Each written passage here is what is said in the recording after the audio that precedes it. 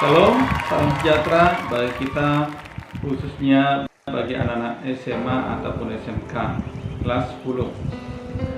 Kita akan melanjutkan pelajaran kita, khususnya dalam tema bolehkah anak SMA atau SMK itu berpacaran? Untuk menjawab pertanyaan ini, kita akan periksa dari Alkitab. Alkitab mengatakan bahwa Allah menciptakan manusia itu berpasangan, bukan sendiri-sendiri. Namun kehidupan orang yang berpasangan itu ada aturannya. Nah, demikian pula halnya dengan orang yang ingin membangun hubungan berpacaran. Tentu ada aturan-aturannya. Mengawali topik pelajaran kita hari ini, kita akan mengawali dengan pelajaran tentang antara cinta dan pacaran. Ada begitu banyak definisi daripada cinta dari para pakar psikologi ataupun filsuf maupun para penyair. Di antaranya Robert Sternberg, seorang psikolog, mengatakan cinta adalah perasaan dan keinginan untuk membina suatu hubungan secara khusus dengan seseorang. Ashley Montagu, seorang psikolog, mengatakan cinta adalah perasaan memperhatikan, menyayangi, menyukai secara mendalam, mengasihi, disertai rindu dan hasrat yang menggebu terhadap seseorang. Plato, seorang filsuf Yunani kuno, dia mengatakan cinta adalah sebuah hasrat dan usaha yang bulat untuk memiliki yang dicintai.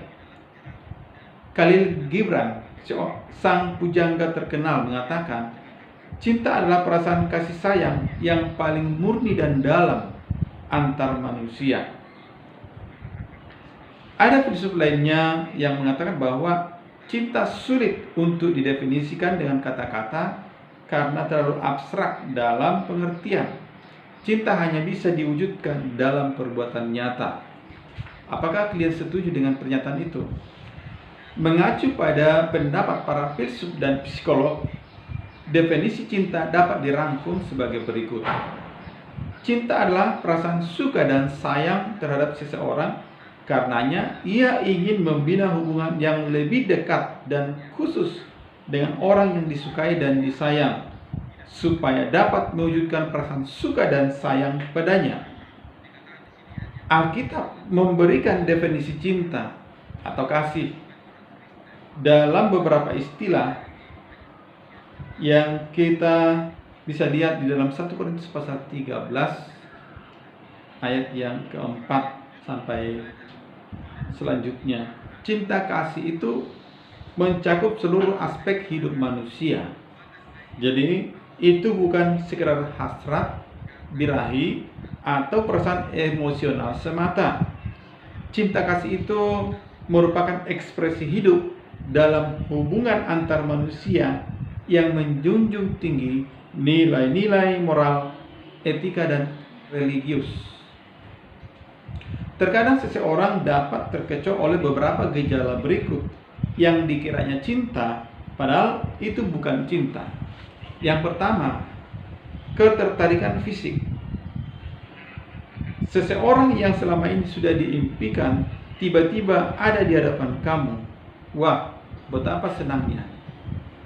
Pucuk dicinta, ulang pun tiba. Kesannya begitu mendalam bagi diri kamu. Dia begitu menarik hati. Namun seringkali dalam perjalanan waktu kamu semakin mengenalnya dan sadar kalau dia bukan seseorang yang pas untuk kamu. Menumbuhkan cinta itu membutuhkan waktu, kesabaran, dan tidak hanya dilandasi oleh ketertarikan fisik. Pada masa kini, remaja dan kaum muda dipengaruhi oleh berbagai film dan lagu yang mengeksploitasi cinta, seolah-olah hanya sebatas pada ketertarikan fisik, birahi, maupun popularitas. Seolah-olah kebiasaan nembak seseorang dan dijadikan pacar menjadi pertanda bahwa seseorang laku dan bukan anak cupu. Kedua, obsesi. Apapun yang kamu lakukan, hanya wajah si dia yang terbayang-bayang di pelupuk mata. Obsesi adalah pikiran yang selalu menggoda seseorang dan sangat sukar dihilangkan. Seluruh konsentrasi hanya terpusat pada satu titik. Orang yang terobsesi pada seseorang yang diidamkan akan kehilangan kontrol terhadap diri sendiri. Kesadaran dan rasionalitasnya hilang, dilindas oleh cinta yang menggebu-gebu. Bahkan ketika orang yang diidamkan kurang memperhatikannya ataupun tidak membalas cintanya. Perasaan ini berbahaya karena seseorang cenderung hilang kesadaran diri dan mengabaikan nasihat dan pandangan orang-orang di sekitarnya. Obsesi bukanlah cinta, karena semangat yang menggebu-gebu hanya datang dari satu pihak saja. Yang ketiga, hubungan cinta yang cepat setelah patah hati. Jenis perasaan ini adalah keinginan untuk berpacaran dengan seseorang demi untuk membuktikan bahwa kamu bisa menggandeng seseorang lagi setelah putus cinta. Apalagi jika tujuannya untuk balas dendam akibat berakhirnya hubungan yang telah dibina sebelumnya. Pokoknya kamu hanya ingin membina hubungan dengan seseorang, siapapun orangnya. Ini bukanlah cinta, tetapi keinginan untuk memuaskan diri sendiri. Coba pelajari 3 kekeliruan tersebut. Kemudian bandingkan dengan diri kamu. Yang manakah yang pernah kamu rasakan? Atau ketiganya justru pernah kamu rasakan? Menurut Priyatna, paling tidak ada beberapa hal yang perlu diketahui mengenai cinta. Pertama, cinta tidak pernah menyakiti, baik itu pelecehan fisik maupun emosional. Yang kedua, cinta tidak pernah menipu. Misalnya memperalat pacar dengan mengatakan, kalau kamu cinta saya, kamu harus mau melakukan hubungan seksual, atau kamu akan memenuhi permintaan saya. Yang ketiga, cinta harus dilandasi oleh perasaan peduli pada dia yang dicintai, dan ekspresi cinta itu bisa bermacam-macam, antara lain pertemanan, persahabatan, romantisme, menghormati batas-batas moral dan etika, dan lain-lain. Yang keempat, jika orang yang dicintai meminta kamu melakukan sesuatu sebagai bukti cinta, maka dia tidak mencintai kamu. Apalagi jika bukti cinta itulah hubungan seks atau sentuhan fisik. Yang kelima, ukuran cinta adalah komitmen dan kepercayaan, bukan sekedar ketertarikan fisik.